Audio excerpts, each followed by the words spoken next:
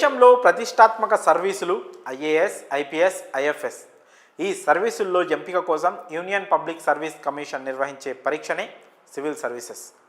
Civil service పరీక్ష కోసం లక్షలాది మంది పోటీ పడుతుంటారు. ఐఏఎస్, ఐపీఎస్ సర్వీసులకు ఎంపికై ప్రజలకు సేవ చేయాలని భావిస్తూ ఉంటారు. అందుకే సివిల్స్కు అంతటి ప్రాధాన్యత ఉంటుంది.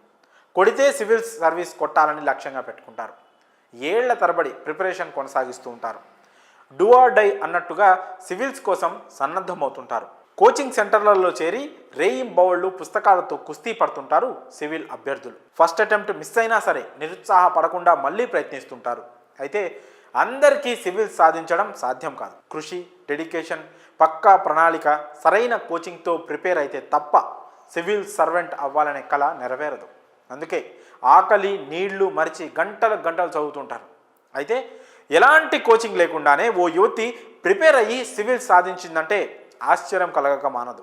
యూత్ అంతా ఆశ్చర్యపోయేలా, అందరిలో స్ఫూర్తి నింపేలా ఓ యంగ్ ఉమెన్ సివిల్స్లో సక్సెస్ అయింది. సొంతంగా ప్రిపేర్ అయ్యి సివిల్స్ క్లియర్ చేసింది. ఏకంగా వరుసగా 2 సంవత్సరాలు సివిల్స్ సాధించి ఆదర్శంగా నిలుస్తోంది. ఆమె మరెవరో కాదు, హర్యానాకు చెందిన దివ్య తన్వార్.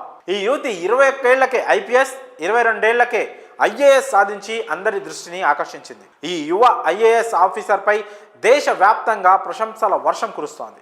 దివ్య తన్వార్ సక్సెస్ గురించి ఇప్పుడు మనం తెలుసుకుందాం. దివ్య తన్వార్ హర్యానాలోని మహేంద్రగఢ్ జిల్లా నింబి గ్రామానికి చెందిన యువతి. ఈమె నవోదయ విద్యాలయంలో పాఠశాల విద్య పూర్తి చేసింది. మహేంద్రగఢ్లోని మహిళా ప్రభుత్వ కాలేజీలో బీఎస్సీ పూర్తి చేసింది. డిగ్రీ తర్వాత యూపీఎస్సీ నిర్వహించే సివిల్ సర్వీసెస్ ఎగ్జామ్స్కి ప్రిపరేషన్ మొదలుపెట్టింది.